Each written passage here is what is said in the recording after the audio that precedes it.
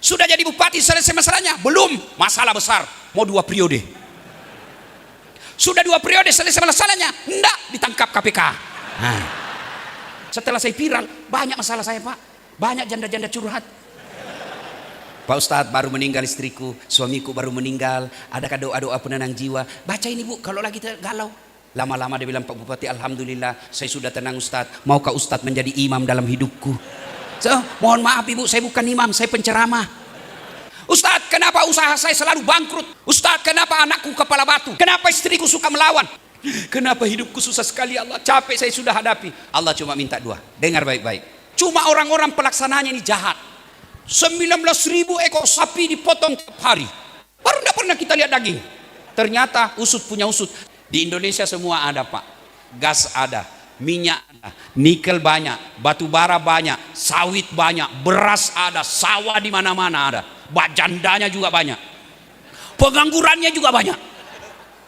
Tapi banyak negara rakyat kita keluar negeri untuk cari nafkah.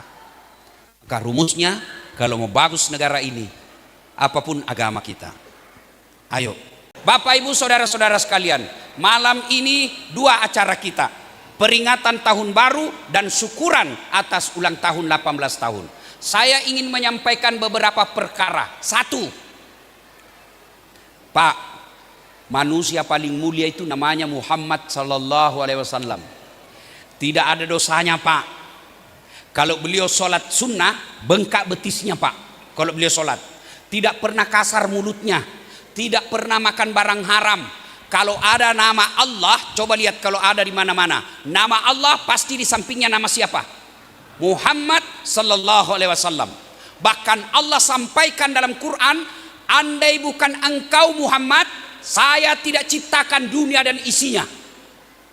Tuh, apalagi bukti cintanya sama Nabi kepada Allah, Allah kepada Nabi.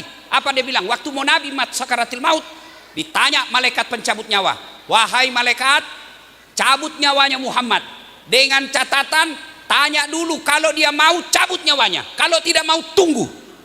Bayangkan, satu-satunya manusia Pak ditawari dulu. Coba kalau Pak Bupati ditanya, Pak Bupati, saya diperintah Allah cabut nyawamu, menurutmu bagaimana? Saya tahu jawabannya. Tunggu dulu, baru 1 periode.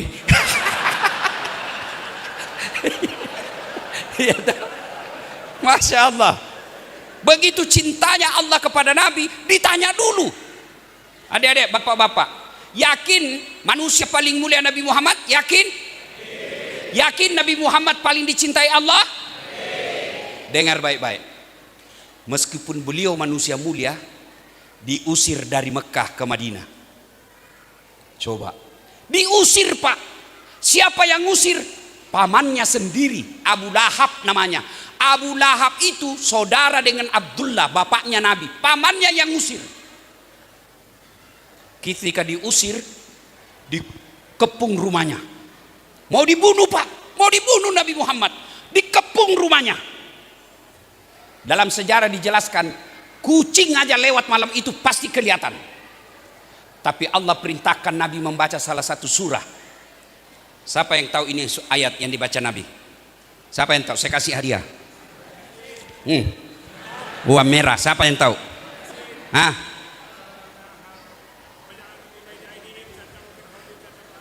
Surah apa? Surah Yasin ayat 100.000. Pak, itu uang ustadz, beda dengan uang polisi. Tapi itu polisi juga ya kasih saya Pak. Ayo Pak, Nabi Muhammad pada saat rumahnya dikepung, waja'alna min baini aidihim saddan wa min halfihim saddan fa'agsainahum fahum la yubsirun. Nabi lewat keluar rumah Pak, tidak ada yang lihat, tidak ada yang lihat. Mereka terbuka matanya, Nabi lewat, tidak ada yang lihat Pak. Ini yang dia baca mahasiswa kalau ada sweeping lalu lintas. Begitu dilihat polisi, dia baca waja'alna min baini aidihim saddan wa min halfihim, lewat, ditilang. Tidak Kata mahasiswaku, Pak Ustadz bohong-bohong, saya baca ini ayat kok saya ditilang. Saya bilang, memang kenapa kau ditilang, Dek? Saya tidak pakai helm. Bukan ayat yang salah, kau yang dongok. Pasti kau dilihat polisi, baru itu polisi juga hafal itu ayat. Satu titik kisah sampai di sini. Ini dulu saya jelaskan. Pertama, tidak ada orang tidak ada masalah, Pak. Lihat nih, Nabi Muhammad paling hebat akhlaknya. Tidak pernah makan barang haram, tidak pernah ganggu orang, tidak bicara kasar, ibadahnya tidak pernah lepas, sholat 5 waktunya berjamaah, Senin Kamis selalu, tiap malam tahajud. Ternyata ada juga masalahnya. Apa masalahnya? Diusir dari kampungnya. Berarti tidak ada orang tidak ada masalahnya, Pak. Mana orang tidak ada masalah? Coba lihat adik-adik, waktu kuliah apa masalahnya? Mau apa? Mau sarjana. Ya toh? Sudah sarjana selesai masalahnya? Mau kerja. Sudah kerja selesai masalahnya? Dapat Kepulauan Anambas. Jauh dari Makassar. Iya. Sudah jadi pegawai selesai masalahnya? Belum. Mau jadi kepala bagian. Sudah jadi kepala bagian selesai masalahnya? Enggak. Mau jadi kepala dinas. Sudah jadi kepala dinas selesai masalahnya? Belum. Mau jadi sekda. Sudah jadi sekda selesai masalahnya? Enggak. Mau jadi bupati. Sudah jadi bupati selesai masalahnya? Belum. Masalah besar. Mau 2 periode. Sudah 2 periode selesai masalahnya? Enggak. Ditangkap KPK. Iya toh?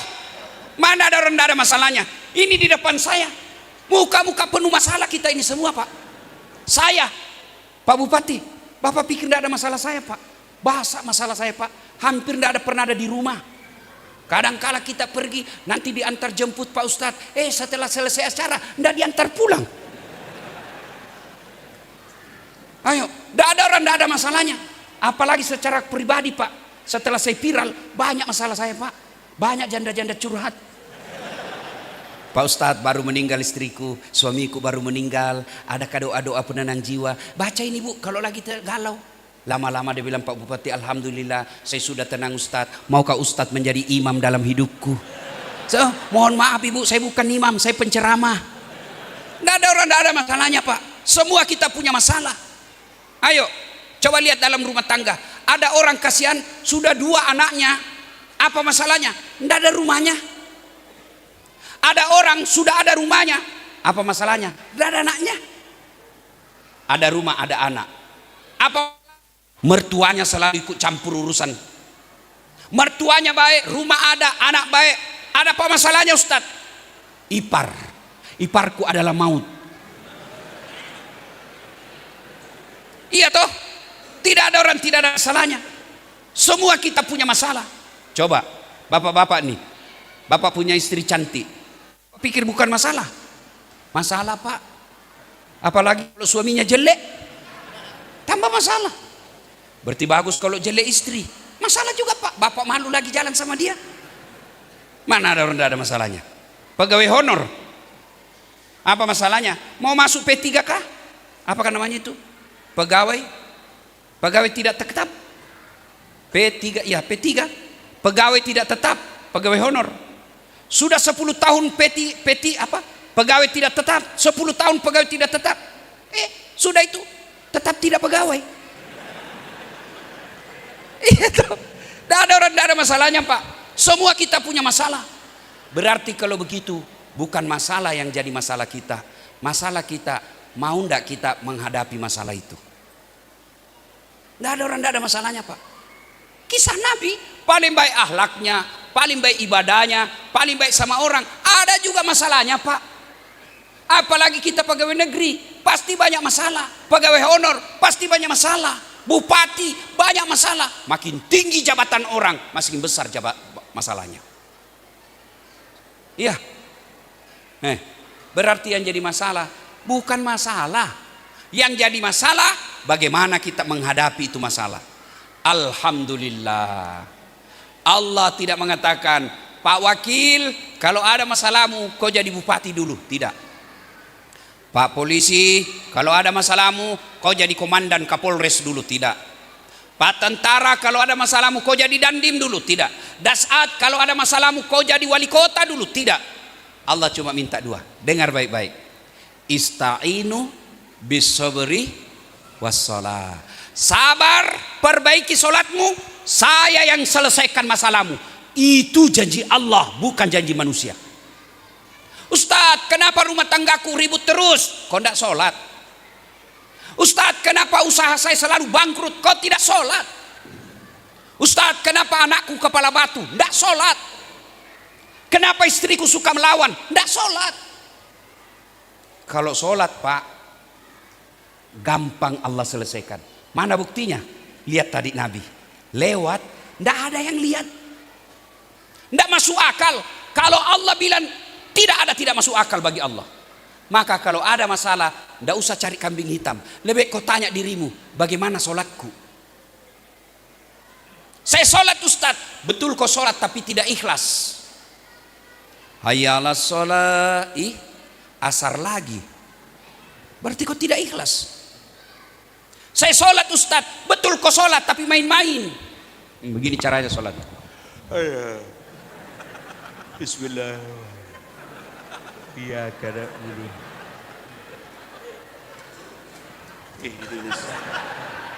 Siapa ajar kau sholat makoti polo? Begini dia sholat. Allah. Bapak ketawa karena bapak semua pelakunya kan?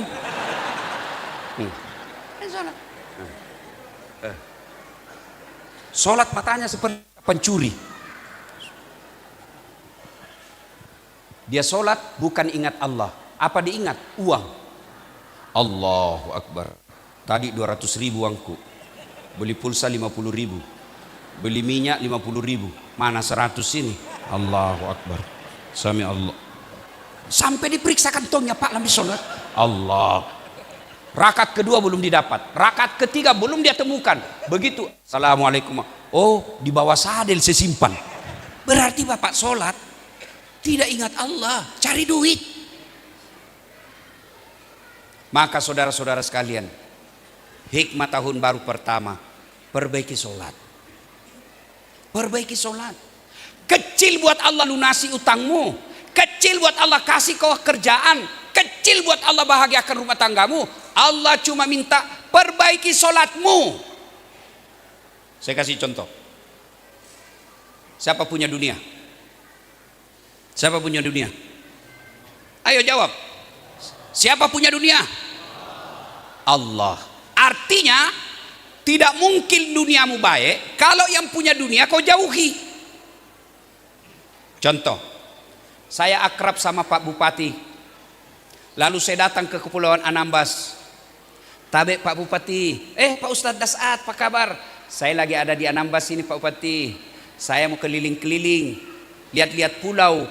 Tapi tidak ada perahuku. Pak Bupati telepon wakil Bupati. Pak Wakil, itu ada Pak Ustadz baru landing, mau ke pulau. Tapi saya lagi di Jakarta. Tolong Pak Wakil selesaikannya, bantu. 30 menit kemudian datang Pak Wakil, bawa perahu lengkap. Pak Bupati kata Pak Wakil, kata Pak Ustadz, ini ada perahu, silakan gunakan selama Bapak Ustadz ada di sini. Bensinnya penuh, ini ada juga pembeli oleh-oleh. Contoh, biar contoh curiga juga. Contoh aja ini. Sudah. Selesai masalah saya soal perahu. Kenapa? Saya akrab sama yang punya perahu. Sebaliknya, ada dari Makassar, tidak pernah ketemu Pak Bupati, tidak pernah dengar namanya, tidak pernah kenalan, datang ke pulau sini. Pak Bupati, pinjam dulu perahumu Pak Bupati. Siapa dia telepon Pak Bupati? Siapa? Kapolres. Tangkap itu, tukang tipu. Tidak pernah kenal, tiba-tiba pasti penipu. Begitu juga dalam hidup Bapak Ibu. Tidak pernah sholat, sholatnya cuma hari Jumat, paling terlambat datang, paling cepat pulang. Orang khotbah kau tidur. Ada masalah dalam kerjaan, ya Allah capek sudah saya hadapi ini. Kenapa hidupku susah sekali, ya Allah capek saya sudah hadapi. Allah berfirman, malaikat karena dia sudah capek cabut nyawanya. Tuan-tuan yang saya hormati, perbaiki sholat. Kecil buat Allah.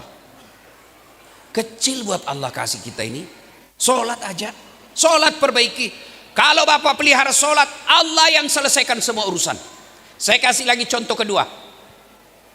Pak Bupati ada ajudan, tapi jarang, hampir tidak pernah dipakai. Saya selama beliau ini sama-sama hampir 1 hari, tidak pernah saya lihat ajudannya. Tapi pejabat pada umumnya punya ajudan. Itu kalau bupatinya panggil, ajudan, itu ajudan Pak, biar lagi duduk langsung lompat, siap Pak. Kalau perlu dia makan kacang, dia makan dengan bulat-bulat, siap, perintah. Ada kira-kira ajudan dipanggil, ajudan, tunggu dulu Pak. Ada kira-kira Bapak punya ajudan, ajudan, Bapak tidak lihat sibuk. Tidak mungkin. Padahal bupati ada pensiunnya, bupati ada hilang jabatannya. Tapi kenapa anak buahnya takut mengatakan tunggu? Lalu kenapa ketika Allah memanggil kita, hayya 'alas shalah, apa jawaban kita? Tunggu, lagi ada pembeli. Hayya 'alas shalah, tunggu, lagi meeting. Bupati kau tidak takut, kau tidak berani katakan tunggu. Kapolres kau tidak berani katakan tunggu. Pak Wakil tidak berani kau katakan tunggu. Padahal mereka semua makhluk yang hilang jabatannya. Lalu kenapa ketika Allah memanggilmu kau katakan tunggu? Pantas 12 tahun kau PNS, tidak bisa kau lepas dari kredit. Tuhanmu kau suruh menunggu. Maka adik-adik sekalian, dengar baik-baik. Yang lagi cari masa depan, yang lagi kuliah, lagi sekolah, lagi cari kerja, kecil buat Allah kasih kamu kerja. Gimana caranya? Perbaiki aja sholatmu, Allah yang selesaikan masalahmu. Saya sudah sholat Ustaz, kenapa Allah tidak kasih saya apa yang saya mau? Berarti apa yang kamu mau tidak baik buat kamu. Contoh, dulu tamat SMA Pak Putih, saya daftar tentara. Tes fisik tidak lulus. Kenapa? Ceper. Tidak cukup tinggiku Pak. Waktu itu saya protes. Ya Allah, kenapa kau lahirkan saya dalam keadaan pendek? Kau tidak rugi jadi Tuhan kau kalau kau tambah 1 senti. Saya tidak lulus Pak. Teman saya lulus. Sekarang pangkatnya teman saya itu AKBP. 2 bunga di Polda Sulbar. Pakai baret merah karena dia reserse. Baret merah. Saya karena tidak lulus jadi ustadz. Pakai baret putih. Alhamdulillah Pak, dengan baret putih yang saya pakai, mulai baret hitam sampai baret merah, saya caramai semua. Ini. Coba kalau saya lulus sampai sekarang itu, setengah mati saya hormat Pak. Ya Pak, siap komandan, siap komandan, siap komandan, siap komandan. Sekarang saya jadi ustadz, mereka semuanya hormat sama saya. Maka Bapak Ibu, perbaiki sholatmu. Kalau ada kamu minta tidak dikasih Allah, hakul yakin yang kamu minta tidak baik. Contoh lagi. Ya Allah, berikan saya rezeki supaya saya bisa beli pesawat pribadi, supaya saya bisa ceramah kemana-mana. Berikan saya pesawat pribadi. Tiba-tiba minggu depan Allah kabulkan Pak. Saya tentukan bingung di mana saya mau parkir. Bagaimana pesawatmu, apturnya, pramugarinya, pilotnya, berapa gajinya? Maka Allah katakan, tidak bisa kau punya pesawat dasar, mobil aja kau punya. Maka saudara-saudara, kalau ada masalah, perbaiki sholat. Sholat sudah baik, tidak bagus hidupmu, berarti apa yang kamu minta tidak sesuai Allah mau. Ini buktinya tadi. Nabi paling baik akhlaknya, ada masalahnya, tapi boleh tetap sholat. Kalau ada masalah tidak sholat, sudah masalahmu ada, kau tidak punya lagi solusinya, dan di akhirat kau dapat hukumannya. Maka perbaiki sholat. Sholat diperbaiki, insya Allah Allah selesaikan. Yang kedua, saya mau sampaikan, dengar baik-baik yang malas sholat, dengar hukumannya yang malas sholat ini. Ada 10 temannya setan. Kalau teman bupati enak, ini temannya setan Pak. Siapa di antara 10 itu? Kata Nabi, al-mutahawilu bis sholah, yang menganggap enteng sholat. Siapa yang dimaksud menganggap enteng sholat? Mereka yang tahu sholat 5 waktu wajib, tapi mereka tidak sholat. Ada orang Pak, hilang uangnya 1 juta, 2 minggu dia ingat Pak. Mana duit saya, mana duit saya. Ketemu Pak Bupati. Kenapa Dek? Kau kayak gelisah sekali. Duit saya hilang Pak Bupati. Berapa? 1 juta. Pak Bupati karena senang, dia bantu. Sudahlah, jangan kau pikir itu. Ini saya gantikan uangmu 1 juta. Diganti duitnya 1 juta Pak. Tambah bingung dia. Apa dia pikir? Andai saja tidak hilang uangku, sudah 2 juta ini uang saya. Coba bayangkan. duitnya hilang 1 juta, dia pikir 2 minggu, digantikan, tambah dia pikir lagi Pak.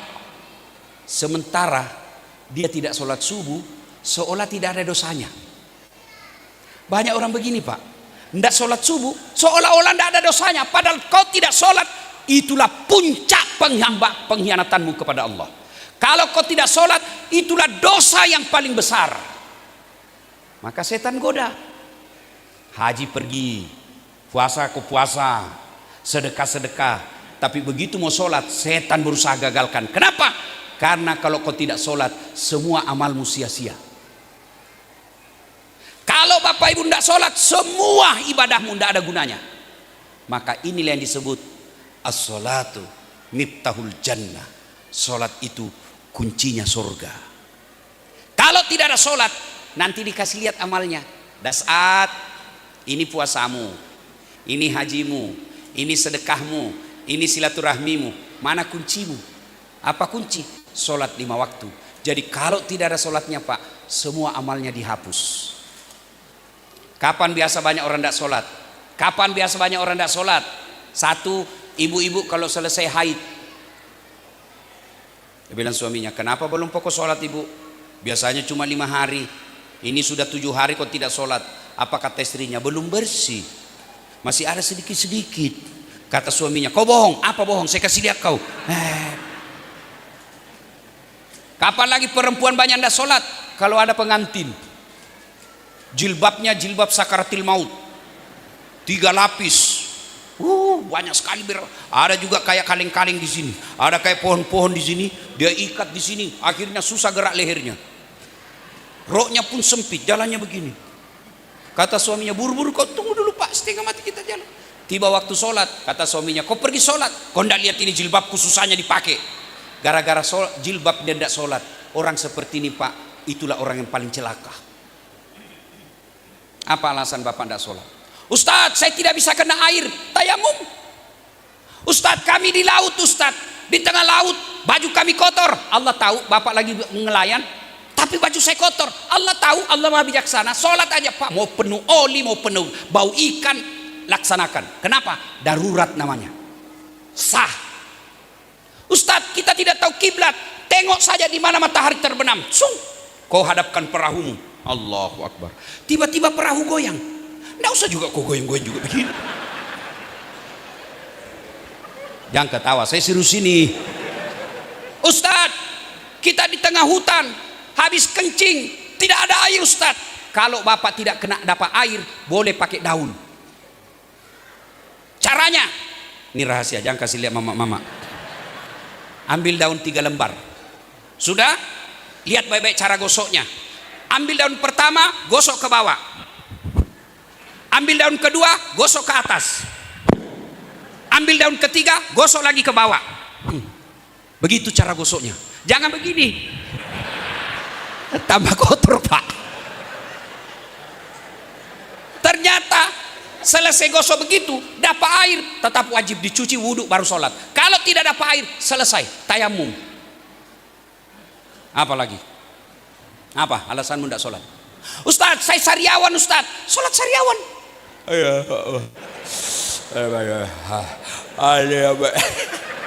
Allah tahu kau lagi sakit. Apa lagi alasanmu? Apa? Ayo, Ustadz, saya tidak hafal bacaan sejak kecil sampai malam ini, tidak pernah menghafal. Boleh beli buku sholat sambil kau baca. Allahu Akbar kabira walhamdulillah waladdallin amin kul huwallahu ahad Allahu Akbar sami Allah rabbana Allah. Boleh, yang penting Bapak tidak malu dilihat anakmu. Boleh, sah.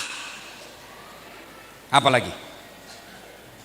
Ustadz, saya dalam keadaan sakit, tidak bisa bergerak, maka cukup sholat namanya sholat pakai isyarat. Mata saja goyang, Allahu Akbar sami Allahu liman hamidah Allahu Akbar. Itu pun tidak bisa.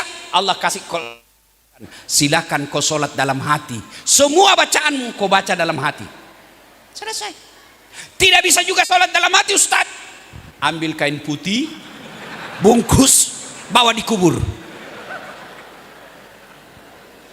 Tahun baru ini hikmah Pak, ayo pelihara sholat. Pak, dengar tadi namanya Ustadz disebut, Banyak sekali gelarnya toh. Doktor. Sebenarnya ada lagi di depannya. Namanya asesor profesor, doktor, dasat latif, esos, SAG, MSI, PSD. Padahal saya dari kampung Pak. Bagaimana caranya Ustaz? Pelihara saja sholatmu. Kecil itu profesor, kecil apa yang kamu mau. Maka adik-adik sekalian perbaiki sholat. Pak, Pak, lebih baik pelihara kambing di rumah daripada anakmu yang tidak sholat. Bu, ibu, lebih baik pelihara kambing daripada suamimu yang tidak sholat. Kenapa bisa Ustaz? Dengar, kambing kalau dia nakal tidak ada guna boleh dijual. Tidak ada yang beli Ustaz, bawa pulang ke rumah potong. Dagingnya jadi sate, isi perutnya jadi coto Makassar. Lidahnya sop lidah, pipinya sop pipi, ekornya sop buntut, pelernya obat kuat.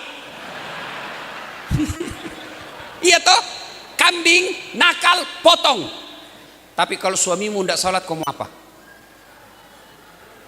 Bu, sudah jelek, bau keteknya, malas kerja, tukang tipu, kasar ngomong, setiap bicara tak lempar-lempar liurnya. Mau dia apa? Mau dia apa? Jual? Tidak ada yang mau beli Pak. Potong? Siapa mau makan? Maka sedulur-sedulur, saudara-saudaraku, keluar dari masjid ini, Bapak sudah pelihara sholat baik. Itulah hidayah terbesar dalam hidupmu. Sholat Pak, demi Allah. Buka Quran, surah Al-29.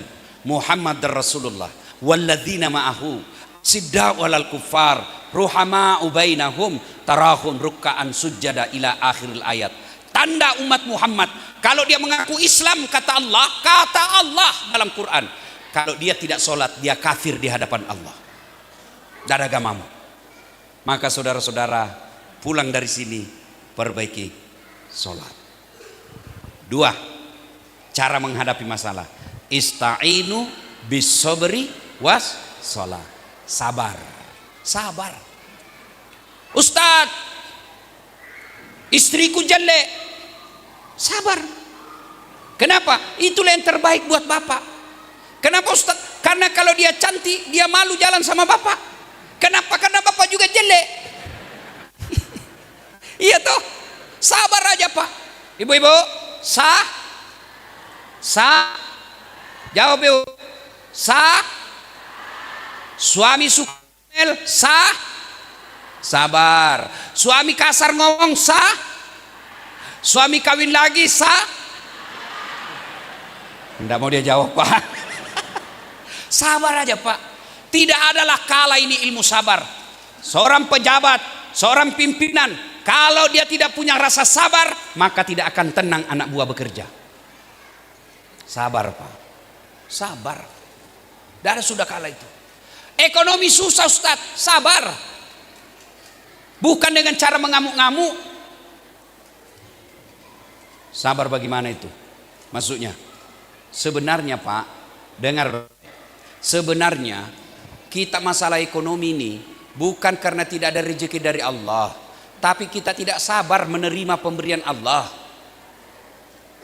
Coba, ada orang dulu Pak tidak jelas kerjanya, tapi punya rumah. Tidak jelas kerjanya, tapi bisa beli tanah. Kenapa? Karena pandai menyikapi ekonomi. Orang dulu mau minum masa air Pak, sekarang beli air botol aja beli, naik bensin mahal, ngamuk dia. Air minum lebih mahal dari bensin, tidak mau sudah masak Pak. Ibu-ibu zaman dulu 2 aja itu pancinya, panci masak, panci nasi, gorengan. Sekarang panci Pak macam-macam, ada teflon, lain dia pakai memasak, lain dia pakai menggoreng. Banyaknya pancinya tapi tidak pernah masak. Mau makan, GoFood. Berarti masalah dalam rumah tangga kita bukan karena tidak ada uang sehingga kita susah, tapi kita tidak sabar menerima keadaan. Bapak Ibu saudara-saudara sekalian, sabar. Tiga. Tadi hikmah pertama dari kisah ini, hijrah, pelihara solat.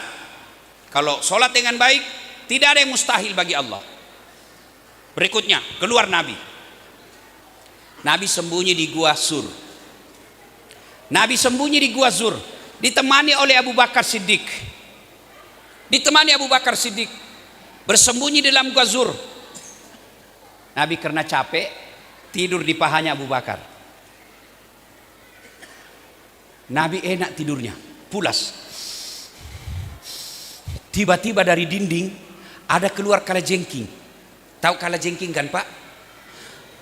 Abu Bakar penasaran, cemas. Saya bangunkan Nabi, tidak enak, lagi enak tidurnya. Kalau saya tidak bangunkan, digigit kalajengking. Akhirnya apa? Abu Bakar, dia kasih masuk tangannya di lubang kalajengking. Digigit kalajengking Pak. Digigit tangannya kalajengking. Abu Bakar karena sakit, tidak mau teriak, dia gigit lidahnya. Belum selesai tangannya digigit, ada lagi lubang kalajengking, kakinya lagi dikasih masuk. Digigit lagi kalajengking. Dia tahan sakit, keluar air matanya. Begitu keluar air mata, menetes di pipinya Nabi. Nabi bangun, melihat ke atas. Kalau bahasa kita, Abu Bakar, kenapa kau menangis? Kata Abu Bakar, aduh, saya digigit kalajengking.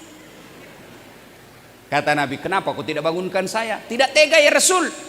Nabi mengambil bekas lukitan itu, tangan dan kaki Abu Bakar. Lalu Nabi mengambil air liurnya Nabi.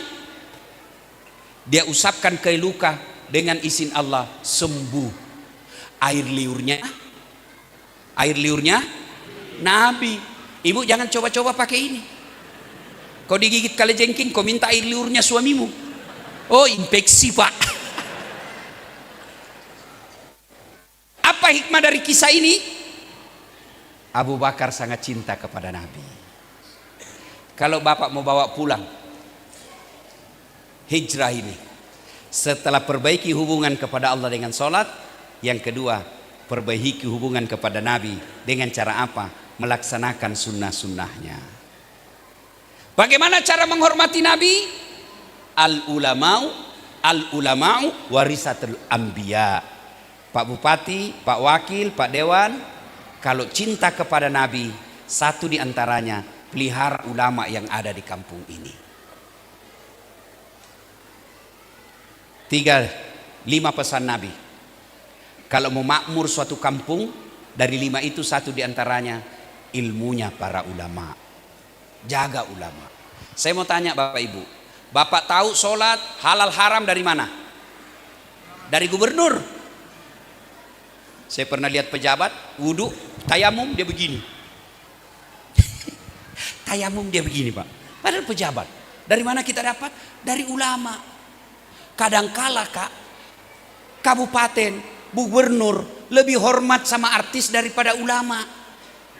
Kalau artis dia undang, Masya Allah, kasih pesawat bisnis, dijemput polisi tentara pakai mobil pengawal, tiung. Padahal cuma datang bawa alamat palsu. Sekali ulama dibutuhkan, tidak dijemput Pak, dikirimi ojek, naik motor. Itu pun motornya Pak, motor tua, stang kakinya satu di belakang tidak ada, terpaksa tergantung kakinya Pak Imam di belakang ke sana. Sudah sampai sedikit lagi Pak Imam, hujan satu mantel berdua. Sampai di rumah Pak Imam setengah mati salawatan, sallallahu alaihi, sampai busa-busa semua kalepaknya Pak, sallallahu alaihi Muhammad. Begitu pulang dikasih pisang satu sisir, uang 20.000 dipusut-pusut. Kalau begini perlakuan Bapak kepada ulama, jangan lihat dasatnya, jangan lihat namanya, tapi ulama pewaris para nabi. Maka muliakan, cinta sama Nabi, muliakan ulama. Alhamdulillah di sini sangat mencintai ulama. Mudah-mudahan keberkahan akan turun di kampung kita. Yang kedua, kalau cinta kepada Nabi, amalkan sunnah-sunnahnya sesuai kemampuan. Adik-adik nih yang lagi belajar agama, sunnah pelihara jenggot, tapi jangan kau hina orang yang tidak pakai jenggot. Tidak sunnah itu. Apa itu dasar? Bicara sunnah-sunnah, kau tidak sunnah. Saya bilang, kenapa kau tuduh saya tidak sunnah? Buktinya kau tidak ada jenggotmu. Ya mau diapa kalau tidak mau tumbuh? Adik-adik sekalian, sunnah kalau ada satu orang yang pakai jenggot silakan hormati, jangan juga kau bilang kayak kambing. Silakan Pak. Ada orang bisa pelihara sunnah dengan pakai celana jingkrang, silakan pakai. Tapi jangan kau bilang orang yang menutupi mata kakinya bukan umatnya Nabi. Silakan dakwah seperti Nabi, amalkan sunnah sesuai kemampuan kita. Yang ketiga, cinta kepada Nabi, perbanyak bersalawat kepada Rasulullah Muhammad sallallahu alaihi wasallam. Nabi bersabda, sepelit-pelit umatku di antara kalian adalah ketika dia dengar namaku dan dia tidak bersalawat kepadaku, itulah yang paling pelit. Maka begitu dengar nama Nabi, ucapkan Allahumma salli ala Sayyidina Muhammad wa ala ali Sayyidina Muhammad. Itu tahun baru. Sekarang perayaan peringatan 18 tahun. Pak Bupati, Pak Wakil Bupati, ini 18 tahun. Kata Nabi, kalau mau maju satu kampung, satu, dengar baik-baik, Upsus salam, tebarkan salam, kata Nabi. Salam dalam arti bukan sekedar assalamualaikum warahmatullahi wabarakatuh. Salam dalam arti tebarkan keselamatan. Jadi pegawai yang rahmatan lil alamin. Jadi anggota DPR yang rahmatan lil alamin. Jadi rakyat yang rahmatan lil alamin. Jadi pegawai, Pak, bapak pegawai. Kalau bapak melayani pegawai, melayani rakyat hanya karena cari muka sama bupati, cari muka sama Pak Sekda, cari muka sama pejabat, pasti capek. Pasti capek. Disuruh Pak Bupati kerja 5, 4 yang betul, 1 salah, biasanya yang 1 dipersoalkan. Tapi kalau cari Allah, ridha Allah, langkah-langkah kakimu akan jadi pahala. Melayani masyarakat dengan baik, dengan senyum, maka layanan masyarakat itu adalah jadi pahala di sisi Allah. Upsus salam. Yang kedua, kata Nabi, wasilul arham, sambungkan silaturahmi. Jangan berpecah belah. Saya senang sekali tadi Bapak Bupati katakan, selesai pilkada saya pidato, sampaikan sama Pak Bupati, Pak Wakil dan Pak Sekda. Sekarang tidak ada lagi warna ini, warna ini, warna ini. Yang adalah warna merah putih. Sekarang tidak ada lagi pendukung dan bukan pendukung. Sekarang adalah masyarakat kita. Mau dia pilih saya atau bukan, tetap masyarakat yang harus dilayani. Silul arham, sambungkan persaudaraan. Coba lihat Pak, hebatnya itu sholat berjamaah mengajarkan persaudaraan. Coba lihat kalau kita sholat berjamaah pakai bahasa masing-masing. Sholat berjamaah pakai bahasa masing-masing, kacau sholat Pak. Yang jadi imam keturunan Arab, Allahu Akbar. Datang makmum nelayan dari Bugis, dia takbir pakai bahasa Bugis, Pungallahu ta'ala malopo.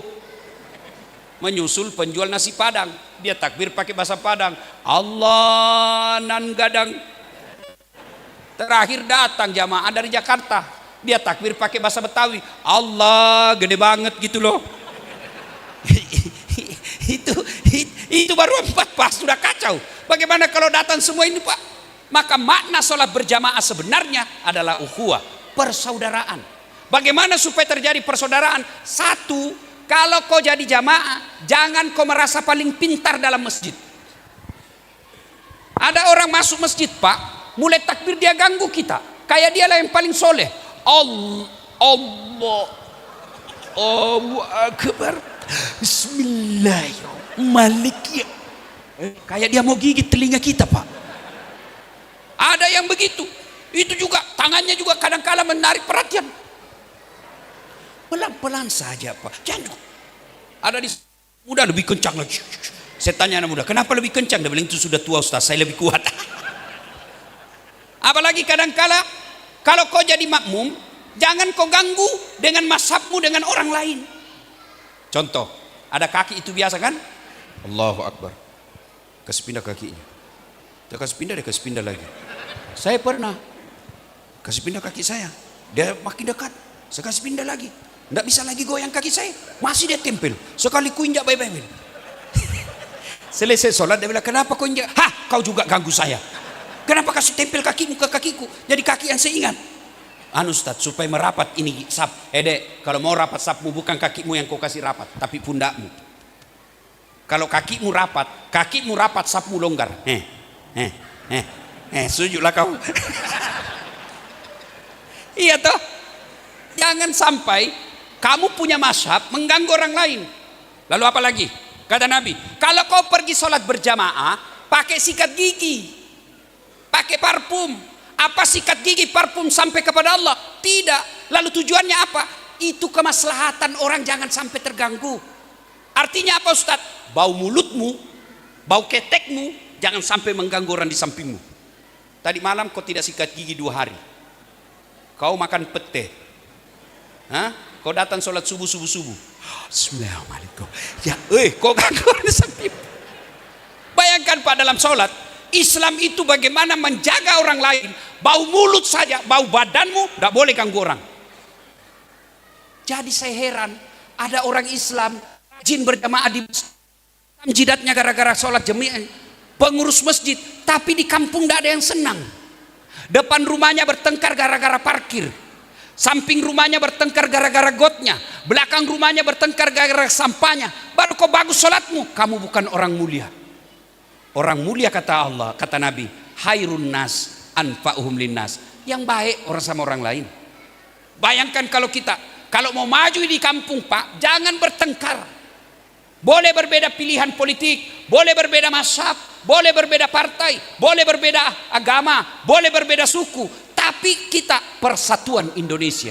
Wa'tasimu bihablillahi jami'a wa la tafarraqu. Jangan berbeda mazhab kita saling memaki.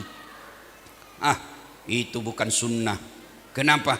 Tidak begitu. Bid'ah, maulid bid'ah, tahun baru bid'ah, Isra Mi'raj bid'ah. Kenapa bid'ah? Tidak ada pada zaman Nabi.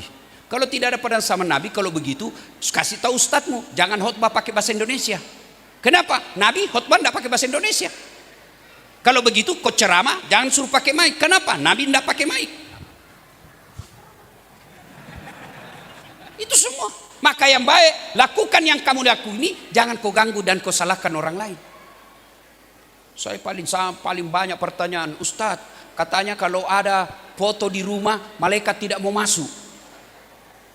Kalau ada orang bilang begitu, kalau begitu ada orang sakit, Pak, pasang foto banyak-banyak di kamar supaya malaikat pencabut nyawa tidak masuk. Nah, Bapak Ibu saudara-saudara sekalian, bersatu. Wa'tasimu bihablillahi jami'a wa la tafarraqu. Yang ketiga kata Nabi, kita dengar Pak, pesan Nabi kalau mau maju ini kampung. Yang keempat, at'im al-masakin. Yang ketiga kata Allah, beri makan fakir miskin. Beri makan fakir miskin. Alhamdulillah Pak, ada MBG. Bagus itu MBG Pak. Cuma orang-orang pelaksananya ini jahat. 19.000 ekor sapi dipotong tiap hari. Baru tidak pernah kita lihat daging. Ternyata usut punya usut, sudah jadi roko itu sapinya. Yang keempat, kalau mau maju, kata Nabi, wa minal laili tahajjad bihi, salat tengah malam. Bagi muslim, biasakan salat tengah malam. Kalau ini kita lakukan Pak, maka janji Allah dalam Quran, walau anna ahlul qura amanu wattaqau lafatahna alaihim barakatim minas sama'i wal ard. Maka kata Allah, kalau penduduk satu kampung baik agamanya di kampung itu, saya akan turunkan keberkahan dari langit dan aku munculkan keberkahan dari dalam tanah. Itu janji Allah. Mau lihat buktinya? Saudi Arabia. Kekayaannya hanya gas dan minyak, tapi tidak ada orang Saudi datang di sini menjadi tenaga kerja. Di Indonesia semua ada Pak. Gas ada, minyak ada, nikel banyak, batu bara banyak, sawit banyak, beras ada, sawah di mana-mana ada, jandanya juga banyak, penganggurannya juga banyak. Tapi banyak negara rakyat kita keluar negeri untuk cari nafkah. Maka rumusnya, kalau mau bagus negara ini, apapun agama kita, ayo masing-masing umat taat kepada Tuhannya, jalankan agamanya masing-masing. Insya Allah, Allah berkahi kampung ini. Bapak Ibu saudara-saudara sekalian, banyak yang ingin kita sampaikan, tapi waktu yang terbatas. Kembali, tidak ada gunanya pulang ceramah ini kalau yang malas sholat masih tetap malas sholat. Kalau pulang dari ceramah ini, yang tadinya malas sholat, sudah sholat, itulah makna hijrah. Yang sudah sholat, alhamdulillah, datang ke masjid berjamaah, itulah hijrah. Dia tingkatkan kualitasnya. Pegawai tadinya masih malas ngurus rakyat, selesai pengajian ini, mulai besok dia ngurus rakyat dengan baik. Itulah makna hijrah. Kalau ini kita sudah lakukan, alhamdulillah, acara ini sudah ada faedah dan manfaat. Penghormatan setinggi-tinggi penghormatan. Saya dengar tadi dari Pak Bupati, Pak Wakil Bupati, bahwa yang hadir di tempat ini ada yang datang dari pulau, naik perahu malam-malam. Percaya Bapak Ibu, langkah-langkah kaki Bapak meninggalkan rumah untuk dengar dakwah, jihad fisabilillah. Kata Nabi, orang yang tinggalkan rumahnya mau pergi dengar ceramah seperti ini, kaki kanannya langkah 1 pahala, kaki kirinya digugurkan dosa kecilnya. Jadi kalau naik pulau, bagaimana kalau naik perahu Ustaz? Dayungnya dihitung. Bagaimana kalau naik mesin? Roda mesinnya dihitung Pak. Allah itu maha adil. Lalu apa lagi? Bapak duduk di sini, dengar dakwah, dengar kata Nabi. Ketika bubar ini, malaikat yang datang naik ke aras Allah, lalu melapor. "Oi malaikat, dari mana kau?" Ini Nabi menjelaskan bukan berarti Allah tidak tahu cara Nabi berdakwah. Malaikat menjawab, "Saya dari pulang peringatan tahun baru Islam di masjid. Siapa-siapa yang hadir di situ, disebutlah semua. Bupati, wakil bupati, ketua dewan, polisi, tentara. Siapa yang ceramah? Dasat Latif." Lalu apa yang mereka lakukan? Mereka mendengar dakwah. Lalu setelah itu Allah berfirman, "Ketahuilah wahai malaikatku, tidaklah mereka tinggalkan tempatnya sebelum aku telah mengampuni dosa-dosanya." Maka Bapak Ibu sekalian, hadir di tempat ini, selain dengar dakwah, sesungguhnya cara kita menghapus dosa dan kesalahan kita. Terima kasih setinggi-tinggi penghormatan. Saya sering pergi ceramah Pak, tapi di tempat ini saya sangat dimuliakan dalam penerimaan sambutan tamu. Lengkap tentara polisinya, angkatan daratnya, angkatan lautnya, lengkap dengan senjatanya. Anak-anak sekolahnya dengan kibar bendera merah putih. Semoga Allah membalas kebaikan Bapak Ibu sekalian dalam memuliakan tamu ini. Demikian, mudah-mudahan ada manfaat. Lebih dan kurangnya mohon dimaafkan. Selamat sampai di tujuan. Meskipun kita tidak berjabat tangan, tapi tautan hati kita sudah Allah jadi saksikan di akhirat kelak. Usikum wa nafsi bitaqwallah. Pastabikul khairat. Assalamualaikum warahmatullahi wabarakatuh.